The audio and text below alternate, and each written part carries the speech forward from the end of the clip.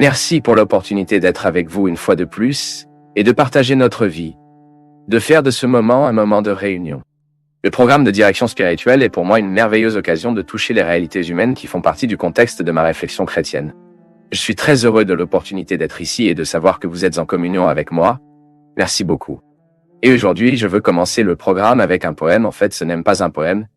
C'est un petit texte attribué à Mario Quintana, un grand poète, un poète gaucho, qui a eu une merveilleuse sensibilité dans son observation du monde.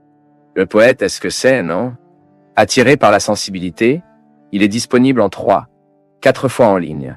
Lorsque Dieu distribue la sensibilité et regarde ce que nous voyons chaque jour d'une manière nouvelle. Mais ici, il est très concrétif pour comprendre les carences humaines.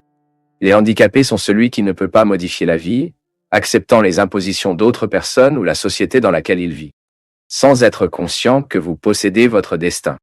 Le fou est tous ceux qui ne cherchent pas à être satisfaits de ce qu'il a. L'aveugle est celui qui ne voit pas son voisin mourir de la misère froide, affamé. C'est celui qui n'a que les yeux pour ses maigres problèmes et ses petites douleurs. Les sourds sont celui qui n'a pas le temps d'entendre l'éclat d'un ami, l'appel d'un frère. Car il se dépêche toujours de son travail et veut obtenir de l'argent à la fin du mois. Muet, celui qui ne peut pas parler ce qu'il ressent et se cache derrière le masque de l'hypocrisie. Paralytique est celui qui ne peut pas marcher vers ceux qui ont besoin de leur aide. Le diabétique est celui qui ne peut pas être doux. Et le nain est celui qui ne laisse pas l'amour grandir. Mais enfin, le pire de toutes les lacunes est d'être misérable. Car misérables sont tous ceux qui ne peuvent pas parler à Dieu. Et la vérité. Nous continuons à penser que nos handicaps... Je me souviens, mon peuple, j'avais un rendez-vous avec une personne qui m'a beaucoup ému. C'était encore fragile, je ne l'avais pas. Ce n'était pas encore prêtre.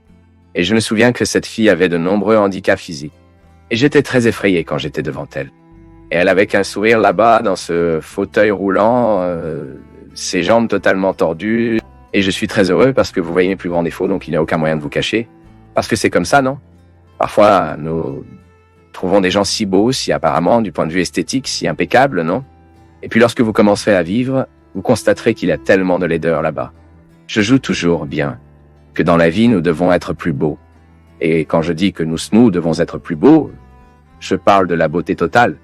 Je pense que si vous avez besoin de prendre soin de vous, si vous devez vous réparer, si vous voulez perdre du poids, j'ai vu et trouvé tellement de gens que du point de vue esthétique, il y a tellement d'imperfections, mais en même temps, un si beau cœur, il a une présence si forte qui fait une différence dans la vie. Et nous apprenons à faire face à ces déficiences de nous ici. Celle-ci que le poète dit, bien, de folie, de cécité. Il y a tellement de lacunes que nous avons dans la vie. Vraiment, parfois, nous sommes aveugles. Nous ne pouvons pas voir la personne sur le côté, besoin de nous. Muets, nous ne pouvons pas faire germer le mot que nous devons vraiment dire. Comme c'est difficile, parfois, nous faisons la demande de pardon. Il se peut que vous viviez cela aujourd'hui. La difficulté de placer, de faire de la racine des cris provoque que ce mot me pardonne. Tant de changements, mon peuple. Quand nous avons le courage de dire cela. Lorsque vous sortez de votre chambre, marchez cette courte distance de votre maison qui se sépare de votre frère.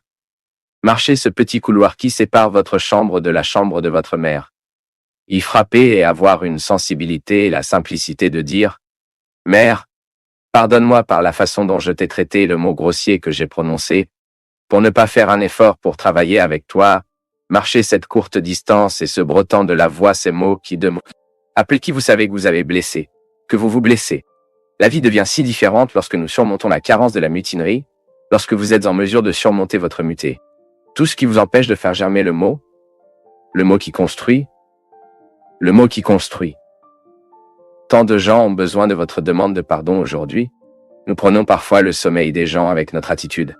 Et parfois, une demande de pardon ne coûte rien. Et il fera un sacré bien au cœur de l'autre. Il provoquera un avantage dans celui qui écoute. Nous prenons soin de la carence de notre vision. Parfois, nous ne pouvons pas réaliser qui est du côté. Parfois, la nécessité de résoudre des problèmes et des situations. Nous sommes tellement égocentriques. Nous sommes tellement concentrés sur nous-mêmes. Nous voulons exiger. Nous avons une expérience de vie comme ça tout le temps, sans perception. Et quand nous ne réalisons pas quoi qu'il y ait autour de nous, nous risquons de perdre des priorités. De perdre notre temps avec ce qui n'est certainement pas une priorité. Et les lacunes sont nombreuses, mon peuple. J'ai le mien, tu as le vôtre. Et si nous ne les regardons pas de manière responsable, nous risquons de se transformer en eux. C'est terrible. Lorsque nous commençons à transformer en défaut que nous avons leur handicap. C'est une conséquence naturelle du défaut qui n'est pas prudent. Si nous ne traitons pas le handicap, cela prendra chaque partie de notre être, et nous le deviendrons. Je ne crois pas que ce soit notre projet de vie. Prenez soin de notre handicap quotidien. Regardez ce qui est en nous aujourd'hui, et ayez du courage. Sous la grâce, sous l'aide de Dieu, nous changeons. Le monde fait défaut dans nous. Je vois que de plus en plus de parents ont peur de dire non aux enfants. Les femmes ont toujours peur de dire non aux maris. Et certains maris craignent de dire non à leurs femmes. Les gens ont peur de dire non aux amis, aux filles dans les avions qui ne peuvent pas dire non à la mer dans l'eau, des patrons qui ne peuvent pas dire non aux subordonnés, des gens qui ne peuvent pas dire non à leurs propres désirs. Et donc certains monstres sont créés. Peut-être que certains ne kidnappent même pas les gens, mais ont de petites épidémies quand les parents disent « Non, je peux traumatiser mon fils ». Et il n'est pas rare pour moi de voir des gifles de bébés à 1 ou 2. D'autres passent ce qu'ils n'ont pas sur des jouets tous les jours et des fêtes d'anniversaire pharaoniques, sans parler des adolescents. De nos jours, il est difficile d'entendre quelqu'un dire non, vous ne pouvez pas frapper votre petit ami.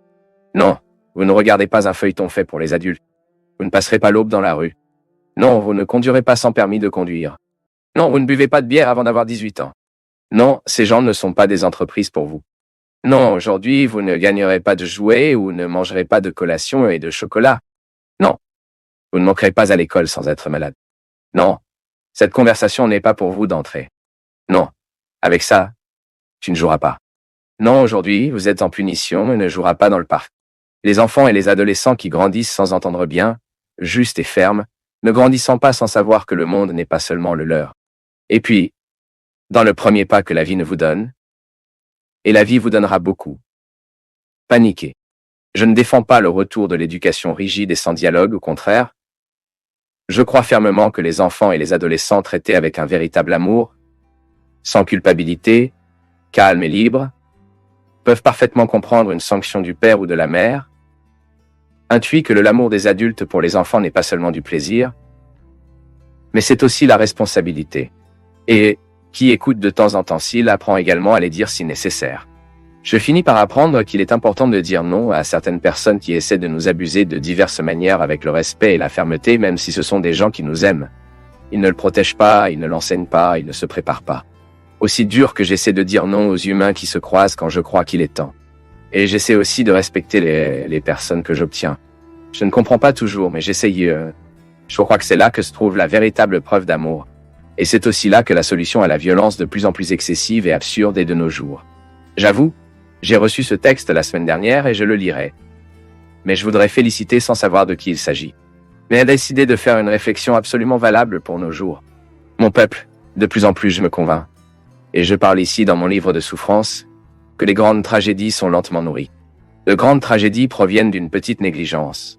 Il est intéressant de noter qu'une tragédie, lorsqu'elle se produit, est une jonction d'une série de petits détails qui ont été ignorés.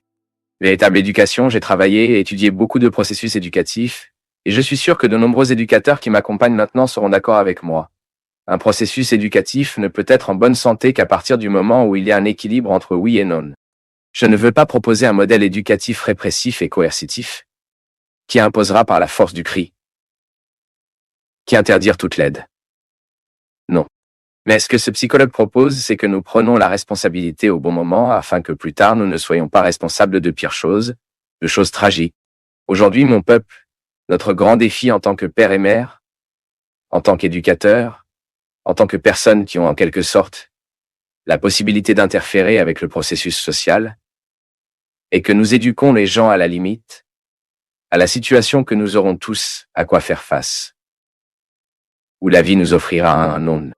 Nous ne pouvons pas trouver une personne qui était heureuse et qui a été remplie, qui n'a trouvé que oui à vie, tout à fait le contraire. Pas dit en passant, je crois qu'une personne devient intéressante car elle est capable de surmonter les adversités qu'il trouve. Personne n'est né prêt. Nous n'avons pas la possibilité d'avoir une vie prête, un monde ordonné, si nous ne vivons pas l'expérience de la production. Et un enfant est une entreprise qui a besoin d'être sculptée tout le temps, comme s'il s'agissait d'une sculpture, de cette forme humaine. Cet outil est appelé love, qui donne 2 coups. L'amour est un outil qui donne 2 coups à permettre et à nier. Il a tort de penser que l'amour est un outil qui ne donne que le coup d'état. Non. L'amour donne le coup d'état, mais il donne également le coup de déni.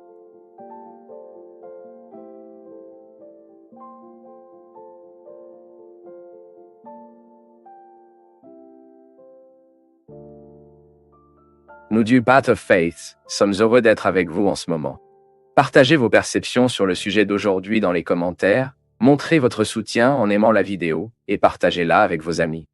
Abonnez-vous à la chaîne pour rester connecté avec nous et ne pas manquer nos nouvelles vidéos.